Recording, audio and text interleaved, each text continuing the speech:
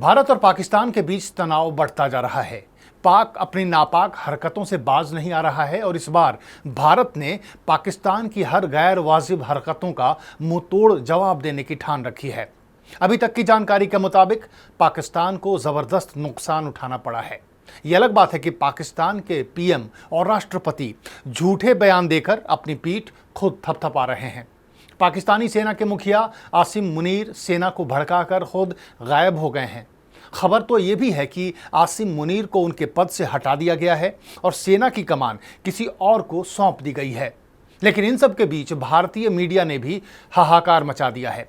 भारत की main stream media को जो करना चाहिए उसे छोड़कर वो सब कर रही है जो उसे नहीं करना चाहिए। नमस्कार, मैं हूं राकेश और आप देख रहे हैं पॉइंट ऑफ व्यू।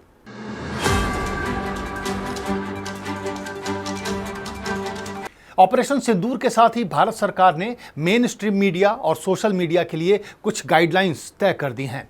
वैसे तो पहले से ही आईटी एक्ट मौजूद है, लेकिन भारत पाकिस्तान के हालिया स्थिति को देखते हुए कुछ और थोड़े सख्त गाइडलाइंस जारी हुए हैं। इन गाइडलाइंस के मुताबिक सेना की तैनाती यानी डिप्लॉयमेंट के बारे में कोई जानकारी नहीं देनी है। सेना के मूवमेंट को लेकर कोई भी वीडियो, फोटो या जानकारी साझा नहीं करनी है। सेना का अगला कदम क्या होगा, सेना कहां कहां स्ट्राइक कर सकती है, सेना की अगली स्ट्रेटजी क्या हो सकती है, इस तरह की कोई भी जानकारी नहीं देनी है। सबसे अहम बात यह कि हमले के लाइव कवरेज को बिल्कुल नहीं दिखाना है।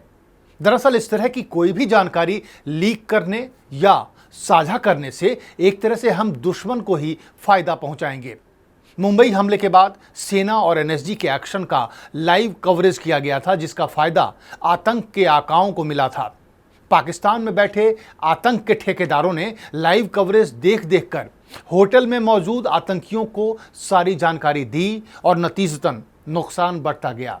इन बातों को देखते हुए ही भारत सरकार ने नई गाइडलाइंस तय की हैं, जिसका पालन करना सबके लिए जरूरी है। लेकिन ऐसा लगता है कि कुछ मीडिया हाउस इन नियम, कायदों और सरकारी गाइडलाइंस से ऊपर हैं।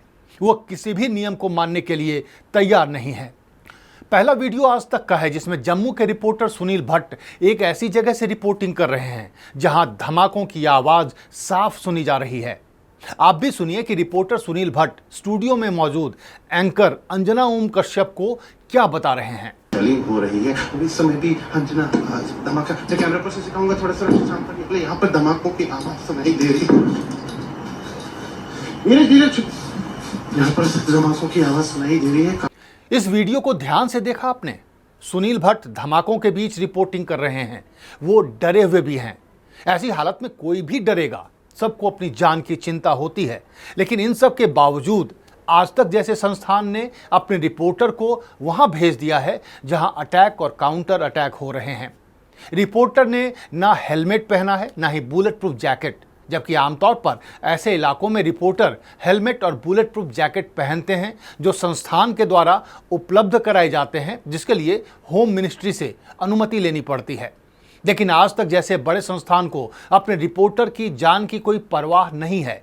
उन्हें तो सिर्फ मसालेदार खबर और उससे बढ़ने वाली टीआरपी की परवाह है। धमाकों की आवाज सुनाई दे रही है काफी। लाइट कम कर लीजिए, लाइट कम कर लीजिए, लाइट कम कर लीजिए सुनील जी, लाइट वॉल्यूम कम करेगा। लाइट कम। नोएडा के अपने सुरक्षित स्टूडियो में बैठी एंकर अंजना ओम कश्यप कह रही हैं कि लाइट बंद कीजिए।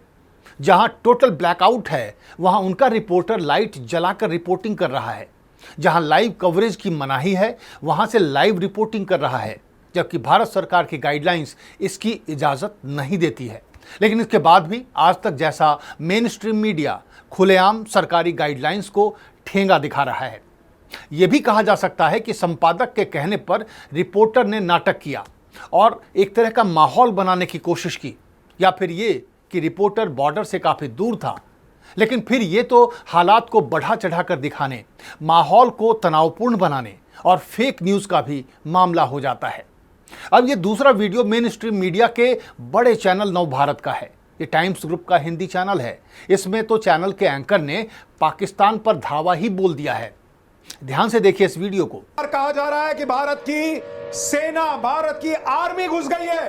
अभी तक तो कहा जा रहा था कि सिर्फ एयरफोर्स अटैक कर रहा है, लेकिन अब भारत की आर्मी घुस गई है। मेजर गौरव आर्या, एक बार नेवी बीच में आके कराची पोर्ट पे आग लगा दे, मजा आ जाएगा। एंकर किसी भी बॉर्डर का नाम बताए बगैर यह चीख चीख कर कह रहा है कि भारतीय सेना पाकिस्तान की सीमा में घुस गई है। अब पाकिस्तान का सफाया हो जाएगा। पहले तो केवल एयरफोर्स ने अटैक किया था, अब आर्मी भी पाकिस्तानी सीमा में घुस गई है। यानी एनबीटी चैनल और उसका एंकर युद्ध की घोषणा कर रहे हैं, जबकि भारत सरकार की तरफ से ऐसी कोई घोषणा नहीं हुई है। अभी तक भारत सरकार ने पाकिस्तान से युद्ध की घोषणा नहीं की है, केवल पाकिस्तान की नापाक हरकतों का जवाब दिया जा रहा है। लेकिन एनबीटी चैनल के मुताबिक युद्ध शुरू हो चुका है।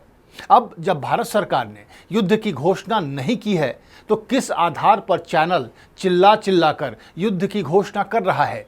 जब भारत सरकार ने कहा है कि सेना के किसी भी मूवमेंट और स्ट्रेटेजी के बारे में नहीं बताना है, तो फिर ये चैनल ऐसा क्यों कर रहा है? अगर आपके पास पक्की जानकारी भी है, तो भारतीय सेना के प्रेस कॉन्फ्रेंस का इंतजार करना चाहिए। हर दिन कर्नल सोफिया कुरैशी, विदेश सचिव विक्रम मिस्री और विंग कमांडर व्योमिका सिंह एक प्रेस कॉन्फ्रेंस करते हैं और सेना की गतिविधियों की ज़रूरी जानकारी देते हैं। ऐसे में बिना सरकारी बयान के, बिना किसी प्रेस कॉन्फ्रेंस के चैनल द्वारा सेना के मूवमेंट की इस तरह की जानकारी देना भारत सरकार के गाइडलाइंस की धज्जियां उड़ाना ही माना जाएगा। इसका मकसद केवल और केवल सनसनी फैलाना और टीआरपी बटोरना है। किसी चैनल ने कराची पर कब्जा कर लिया है, तो किसी ने लाहौर पर, जबकि सरकार को कुछ पता ही नहीं है। क्या आपको लगता है कि भारत पाकिस्तान के मसले पर मेन स्ट्रीम मीडिया का रवैया बेहद गैर जिम्मेदाराना है?